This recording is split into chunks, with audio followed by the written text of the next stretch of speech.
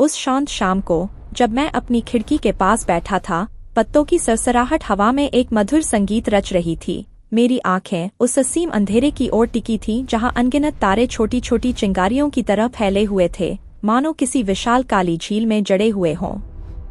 अचानक एक विचार मेरे हृदय को छू गया, जिसने मेरी आत्मा में एक कंपन पैदा कर दिया। क्या यह स्थान और समय जिसका हम अनुभव करते हैं, वास्तव में कोई जीवंत सत्ता है जो समय के साथ बदल रही है और विकसित हो रही है?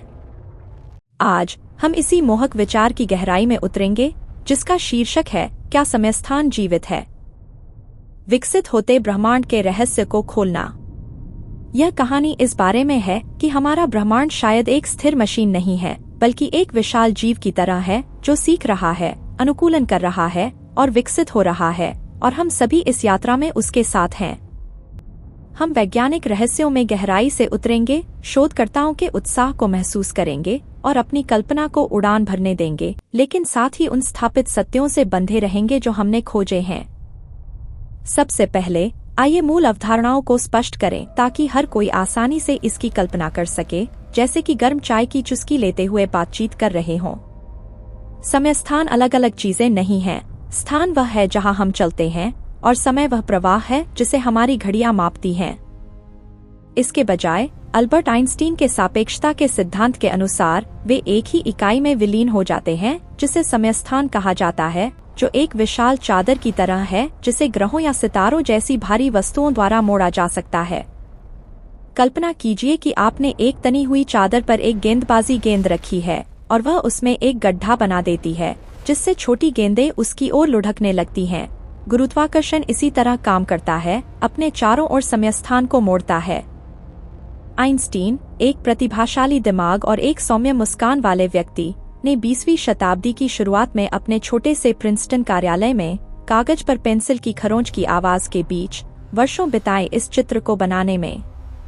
लेकिन बड़ा सवाल यह है, क्या यह समय स्थान जीवित है? जिसका अर्थ है कि क्या यह एक जीवित प्रणाली की तरह खुद को बदलता है, सीखता है और विकसित होता है?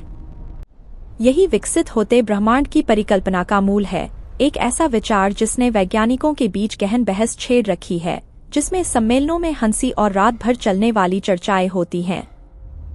अब आइए इस परिकल्पना के केंद्र में उतरें, जिसकी जड़ें भौतिक विज्ञानी ली स्मोलिन में हैं, जो कनाडा के पेरीमीटर इंस्टीट्यूट में काम करने वाले एक विचारशील आंखों वाले, सफेद बालों वाले व्यक्ति हैं। वर्ष 1992 में स्मोलिन ने ब्रह्मांडीय प्राकृतिक चयन, जिसे कॉस्मोलॉजिकल नेचुरल सिलेक्शन कहा जाता है, का सिद्धांत प्रस्तावित किया और इसे अपनी पुस्तक the life of the Cosmos में 1997 में विस्तार से बताया। मुख्य विचार यह है कि हमारा ब्रह्मांड अद्वितीय या यादृच्छिक नहीं है, बल्कि पृथ्वी पर जीवों की तरह एक विकासवादी प्रक्रिया का हिस्सा है। कल्पना कीजिए कि ब्रह्मांड एक विशाल पारिवारिक वृक्ष की तरह है। ब्रह्मांड में प्रत्येक ब्लैक होल अपने पतन के बाद एक उछाल के माध्यम से दूसरी तरफ एक नया उपब्रह्मांड पैदा कर सकता है। प्रत्येक उपब्रह्मांड अपने मूल ब्रह्मांड से भौतिक स्थिरांकों को विरासत में लेता है, लेकिन छोटे बदलावों के साथ, जैसे जीव विज्ञान में आनुवंशिक उत्परिवर्तन, जो ब्रह्मांड अधिक ब्लैक होल उत्पन्न करते हैं, उनके अधिक वंशज होंगे, जिससे एक चयन प्रक्रिया होगी जहां ब्लैक होल बनाने के लिए सबसे उपयुक्त ब्रह्मांड हावी हो जाएगा।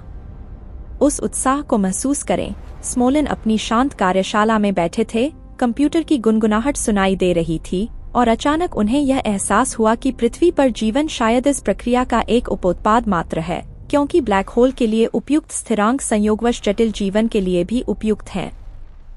लेकिन इसका जीवित समय स्थान से क्या लेना देना है? क्योंकि स्मोलिन के मॉडल में समय स्थान एक स्थिर नींव नहीं है, यह विकसित हो रहे ब्रह्मांड का एक हिस्सा है। भौतिकी के नियम, जिसमें समय स्थान कैसे मुड़ता है, प्रत्येक ब्रह्मांडीय पीढ़ी के साथ थोड़ा बदल सकता है।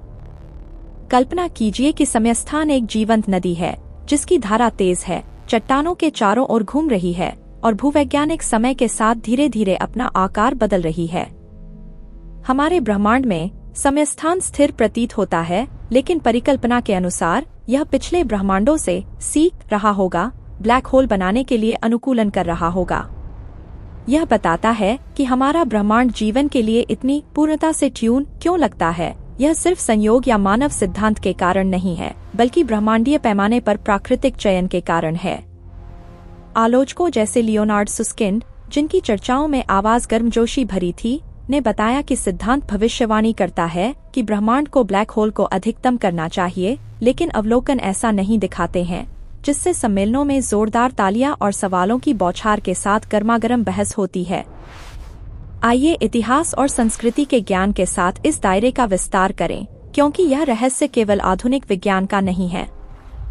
हजारों साल पहले अरस्तु जैसे यूनानी दार्शनिक जैतून के पेड़ की छाया में बैठे, समुद्र की हवा की फुसफुसाहट सुनते हुए समय और स्थान की प्रकृति पर विचार करते थे, समय को एक शाश्वत प्रवाह मानते थे।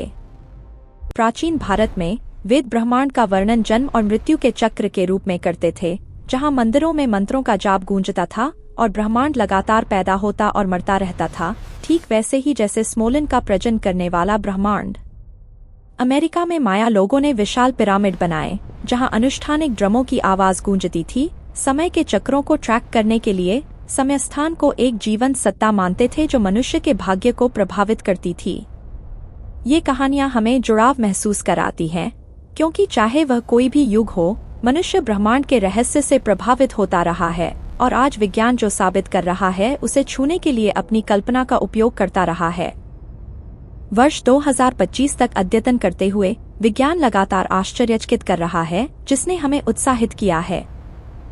2021 के पेपर द ऑटोडॉक्टिक यूनिवर्स में स्मोलन और जारोन लैनियर जैसे सहयोगियों ने इस विचार का विस्तार किया, यह प्रस्तावित करते हुए कि ब्रह्मांड एक स्वसीखने वाले न्यूरल नेटवर्क की तरह है, जहां भौतिकी के नियम समय के साथ विकसित होते हैं, जैसे कृत्रिम बुद्धिमत्ता डेटा से सीखती है। शोधकर्ताओं की खुशी की कल्पना करें जब वे गणितीय मॉडल का विश्लेषण करते हैं।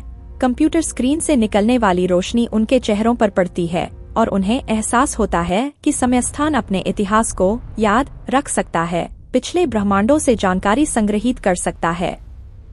2025 तक जेम्स वेब टेलीस्कोप से मिले अवलोकन बिग बैंग के कुछ 100 मिलियन वर्षों के भीतर ही प्रारंभिक ब्लैक होल के प्रमाण दिखाते हैं, जो तेजी से विकसित होते ब्रह्मांड के विचार का समर्थन करते हैं। Perimeter institute for theoretical physics से एक नया paper cosmological natural selection with intelligence या CNSI का सुझाव देता है, जहां हमारे जैसी बुद्धिमान जीवन प्रणालियां नए ब्रह्मांड बनाने में भाग ले सकती हैं, जिससे एंडी गार्डनर जैसे वैज्ञानिकों ने गर्म कॉफी और गूंजती हंसी के साथ मीटिंग रूम में खुशी से चिल्लाया। इसके अलावा 2016 में पहली बार खोजी गई और अब तक अपडेट की जा रही LIGO से गुरुत्वाकर्षण तरंगें गहरे अंतरिक्ष से गड़गड़ाहट की तरह गूंजती हैं, जो यह साबित करती हैं कि ब्लैक होल का विलय नए ब्रह्मांडों को जन्म देता है। कल्पना कीजिए कि किप थॉर्न जैसे वैज्ञानिकों द्वारा उस संकेत को सुनते समय रोमांच की भावना, उनका दिल तेजी से धड़क रहा था, जैसे वे समयस्थान की सांस सुन रहे हों। हाल ही में फेज स्पेस चरण स्थान के सिद्धांत की और गहराई से खोज की गई है, जो समयस्थान को एक अधिक जटिल सत्ता के बाहरी आवरण के रूप में देखता है, जहां ब्रह्मांड एक जीवित प्रणाली की तरह खुद को व्यवस्थित करता है। कैलेब शर्फ जैसे शोधकर्ता अपनी नई पुस्तक 2025 it's space the place for Earth's next evolutionary leap में सुझाव देते हैं कि पृथ्वी पर जीवन ब्रह्मांड की अगली विकासवादी छलांग हो सकता है, जिससे हमें छोटा लेकिन आशा से भरा महसूस होता है। क्वांटम क्षेत्र में गहराई से उतरते हुए समयस्थान भौतिकी और चेतना के बीच एक सेतु बन जाता है।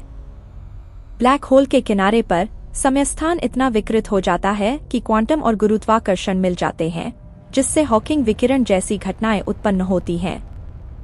एक ऐसी दुनिया की कल्पना करें जहां समयस्थान क्वांटम प्रक्रियाओं के माध्यम से जीवित रहता है, वास्तविकता को उसी तरह प्रभावित करता है जैसे क्यूबिज्म सिद्धांत बताता है। न्यूरोसाइंटिस्ट जैसे एंड्रयू न्यूबर्ग मस्तिष्क में आध्यात्मिक अनुभवों को सक्रिय होते हुए पाते हैं, जिससे पता चलता है कि हम उस आयाम को छू रहे हैं जिसका प्रतिनिधित्व विकसित होता ब्रह्मांड करता है। यह हमें भावनात्मक बनाता है, क्योंकि चेतना शायद विकसित होते ब्रह्मांड का एक आवश्यक हिस्सा है। व्यापक संदर्भ में आकाशगंगा के केंद्र में स्थित विशालकाय ब्लैक होल धनुए, जिसका द्रव्यमान सूर्य के द्रव्यमान का 40 लाख गुना है, का अवलोकन किया जा रहा है। इवेंट होराइजन टेलीस्कोप से मिली छवि इसके चारों ओर एक चमकदार प्रभामंडल दिखाती है, जैसे अंधेरे के बीच एक रहस्यमय आग। कल्पना कीजिए कि उसके करीब उड़ रहे हैं, खिंचाव महसूस कर रहे हैं, ठंडी हवा, मन विस्मय में है। 2025 के अध्ययन से पता चलता है कि ब्लैक होल ब्रह्मांड के मूल हैं, जिसमें बिग बैंग किसी अन्य ब्लैक होल से हुआ था, जो ली स्मोलिन के ब्रह्मांडीय प्राकृतिक चयन सिद्धांत के अनुसार है। पीछे मुड़कर उन मनुष्यों को देखें। स्मोलिन चुनौतियों का सामना करने के बावजूद विकसित होते ब्रह्मांड के बारे में बात करते हुए मुस्कुराते हैं, प्रेरणा देते हैं। या जन्ना लेविन, जिनकी मधुर आवाज ब्रह्मांड को कविता की तरह बताती है। वे हमें याद दिलाते हैं कि विज्ञान भावनाओं से भरा है, जिज्ञासा जो दिल की धड़कन तेज करती है। अंत में यह यात्रा हमें ब्रह्मांड से जोड़ती है। समय-स्थान विकास के माध्यम से जीवित हो सकता है, परिवर्तन का प्रतीक जहां अराजकता से व्यवस्था उत्पन्न होती है। आकाश की ओर देखें, रात की हवा को महसूस करें और अपनी कल्पना को उड़ान भरने दें। ब्रह्मांड खोजे जाने की प्रतीक्षा कर रहा है और हमारी चेतना शायद कुंजी है।